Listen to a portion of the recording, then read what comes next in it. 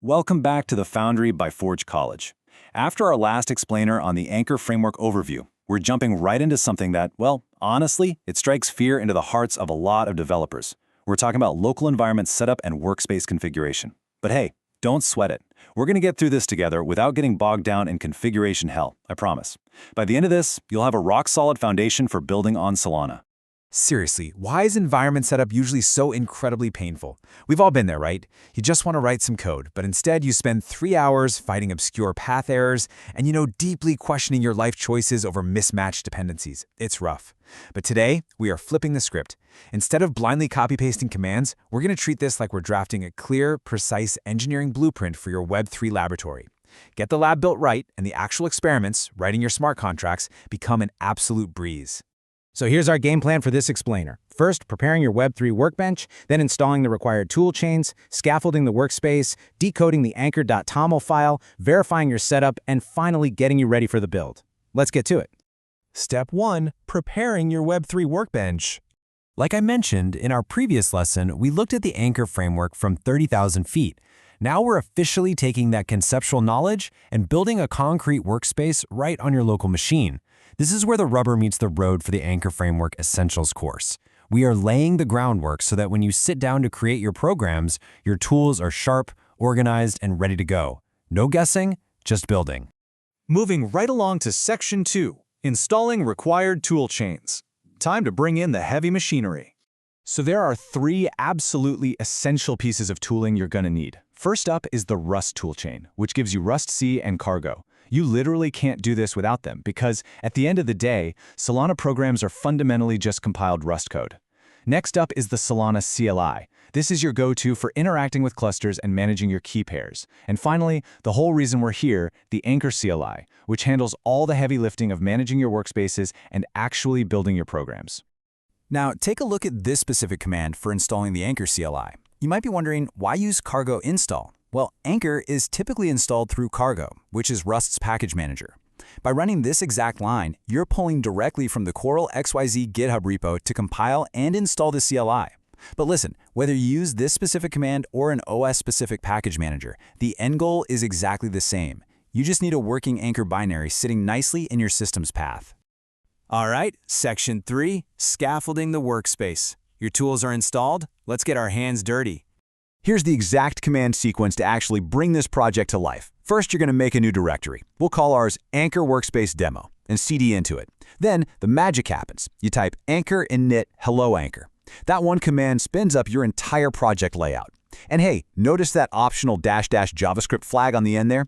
If you tack that on, Anchor goes ahead and generates TypeScript or JavaScript client bindings for you to interact with your program from a front end.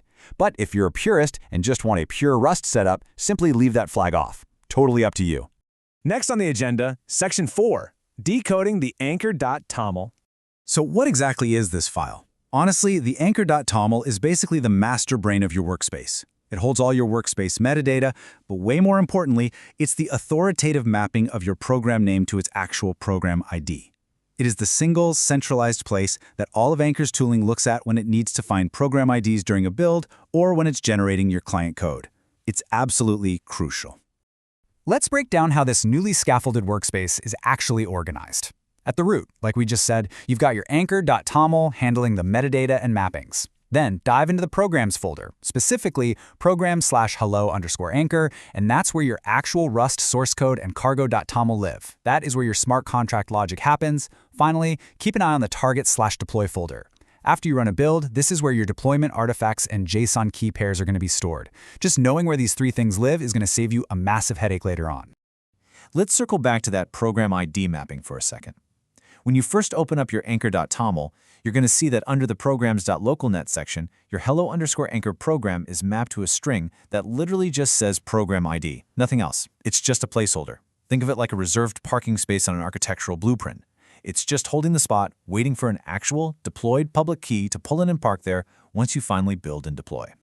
Now here's a pro tip. You don't actually have to wait to fill that parking spot. As a totally optional step, you can run Solana keygen new right now to generate a local program key pair. If you do that, you can grab the public key from the generated file and immediately swap out that program ID placeholder in your Anchor.tom. But you know what? Leaving that placeholder sitting there until build time is completely fine too. For this setup stage, either way works perfectly. Moving into the final stretch here, Section 5, verifying your setup. Let's do a final inspection. Okay, I literally cannot stress this enough. Do not skip this.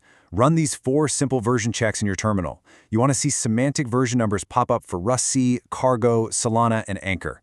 By just taking 10 seconds to confirm these are working now, you are saving yourself from the terrifying ghosts of command not found errors that will absolutely haunt your future builds if your path isn't set up right. Just check them. Once the versions check out, just run a quick ls-la command in your terminal to view the directory contents. You're just visually verifying that the Anchor.toml file and the programs folder are actually sitting right there in your project root. If they're missing, which happens, don't panic. Just double-check that you're in an empty folder and rerun that Anchor init command. Easy fix. And finally, Section 6, ready for the build. Let's take a second to recap the checklist we just knocked out. Your heavy machinery, the Rust, Solana, and Anchor toolchains, they are installed and verified. The workspace is scaffolded out. You know that the Anchor.tom is the master blueprint holding your program ID placeholders and your environment past its final inspection. You know what that means? It means you are perfectly prepared to dive entirely into writing actual smart contract logic in our next lesson. Zero time wasted chasing down random environment bugs. So I'll leave you with this question. Are your blueprints ready for real code? Because next time we are bringing these scaffolds to life. Thank you so much for hanging out with me for this explainer.